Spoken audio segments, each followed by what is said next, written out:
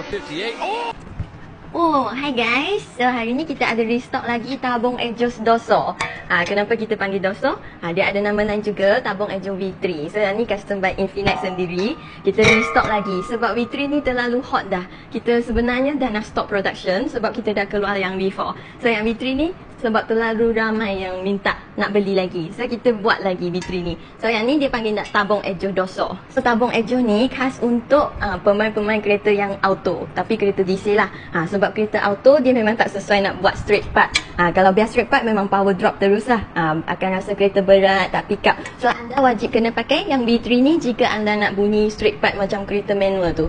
So, auto memang tak boleh straight part. Tapi tak ada masalah. Boleh pakai yang V3 ni. Pasang je, top speed dia memang tinggi sebab ada chamber kat tepi ni yang boleh menabung pressure. So bagi kereta DC, pressure lagi banyak, top speed lagi tinggi. So performance pick up memang padulah. Jika untuk pemain-pemain kereta manual pun boleh pakai juga. Tapi untuk V3 ni untuk kereta DC sahajalah. Jika untuk DC petrol kena pilih yang V4 yang tu bunyi HKS. So yang mana-mana berminat dengan V3 ni boleh tekan di bawah, ada link beg kuning. Okay, thank you.